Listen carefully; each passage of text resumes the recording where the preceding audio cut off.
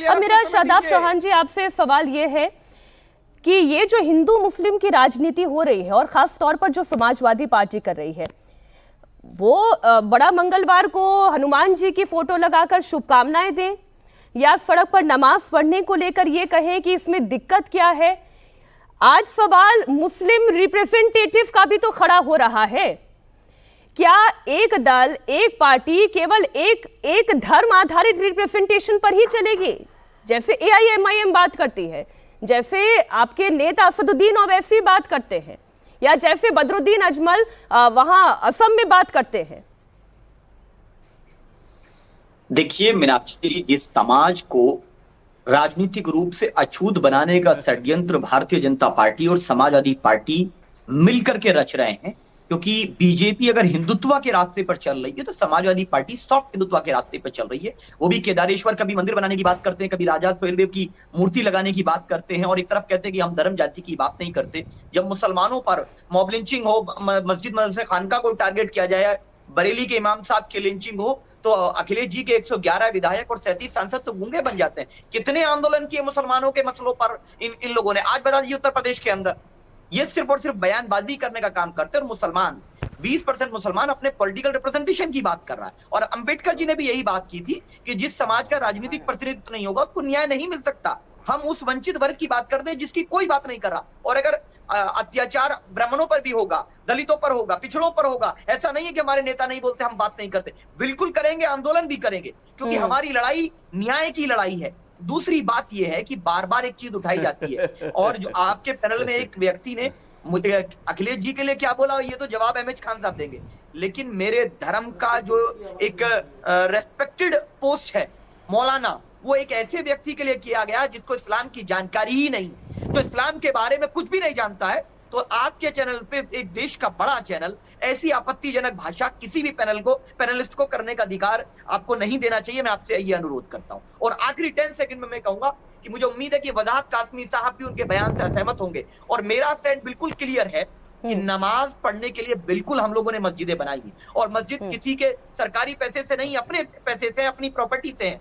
और जनसंख्या दर में मुख्यमंत्री जी को करेक्ट कर दूं, वो पढ़े लिखे काबिल है, लेकिन मुसलमानों का जो बर्थ रेट है वो रिड्यूस हुआ है पिछले 10 सालों में, वो इंक्रीज नहीं हुआ है। तो मुख्यमंत्री जी को ये नहीं कहना चाहिए कि हमारी जनसंख्या तो बढ़ रही है। आपको, आपका समाज प्रोग्रेसिव हो रहा है, इसके लिए तो बहुत शुभकामनाएं है मुस्लिम समाज को, अगर वो समाज प्रोग्रेसिव हो रहा है।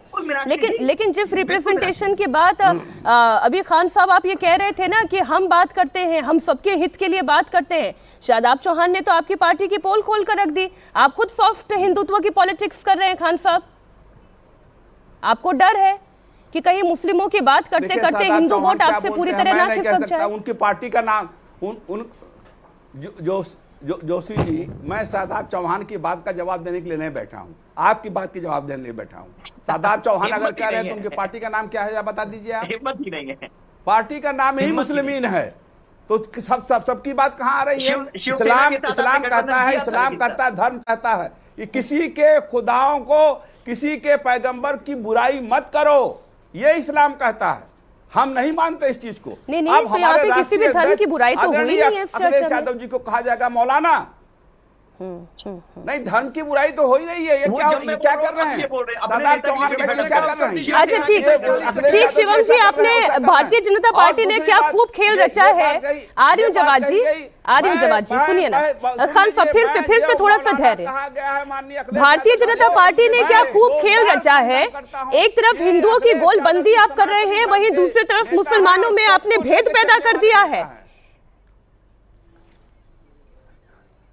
हमने भेद नहीं पैदा कर मीनाक्षी जी, हमने तो कोई, अरे सर मैं तो बीजेपी पर आरोप लगा रही हूँ, आप अपने आप के अलावा किसी और को भी सुनेंगे तब ना खान साहब कुछ समझेंगे। बोले शिवम जी। रुकिए ना, थैंक यू। नहीं, मैं एक चीज कहना चाहता हूं, लेकिन एक चीज मैंने नोटिस की है, एक पैटर्न है। अखिलेश यादव लगातार रामचरितमानस को ट्विटर पर कोट कर रहे हैं, उनके प्रवक्ता लगातार टीवी पर रामचरितमानस पर बात कर रहे हैं। अरे MH खान साहब, इतना क्यों चिल्लाते हो आप? इस उम्र में इतना चिल्लाना ठीक नहीं है भाई। अरे आप प्रवक्ता ही इसलिए हो क्योंकि मुस्लिम हो आप, वरना काबिलियत कोई एक नहीं है आप में। माफी चाहूंगा मैं आपसे, लेकिन ये सच्चाई है। नॉन स्टॉप पिछले 40 मिनट से लगातार तुम भी काबिल आदमी हो, आप काबिल आदमी हो, बनाए गए क्योंकि आप तुम ही काबिल हो, हम तो कुछ नहीं, हम तो डॉक्टर हैं भाई। मत तुम कौन से करिए डॉक्टर खान हो? साहब, क्यों आप ऐसे कर रहे हैं? कोई गलती नहीं है, हम डॉक्टर नहीं क्यों कह रहे हैं ये कह रहे हैं ये लगातार अरे वो कह रहे हैं और आप भी उनका जवाब दे रहे हैं। अब ट्रैप बिछा रहे हैं, आप ट्रैप में फंस रहे हैं, यही तो समस्या भारतीय है। जनता पार्टी जो मुद्दा होता है उस पर नहीं बोलती है। मेरा सवाल क्या था, मैं एक बार फिर से अपना सवाल पूछती हूँ शिवम जी। यही भारतीय जनता पार्टी चाहती है कि एक तरफ हिंदुओं का वोट गोल बंद होकर भारतीय जनता पार्टी के झोली में आ गिरे और मायावती की पार्टी, Samajwadi party, AIMIM, Congress party, इन पार्टियों में मुस्लिम वोट का विभाजन हो जाए। हो गए आपके व्यारे न्यारे? नहीं, ये तो देखिए, ये तो इसमें तो कोई दो राय नहीं चाहते। ये अब रीजन है कि हिंदू तो तय करेगा ही। अगर मुसलमान वोट के लिए MH खान को सिर्फ इसलिए प्रवक्ता बना जाएगा क्योंकि वो मुसलमान है, अगर रामचरितमानस को गाली दी जाएगी और उसकी पंक्तियां पढ़ पढ़ कर आप गाली दोगे, आप इस देश में पंडितों को गाली दोगे, सारी जातियों को गाली दोगे, गुजरों को गाली दोगे, जाट को गाली दोगे, राजपूतों को गाली दोगे, तो कौन वोट देगा आपको?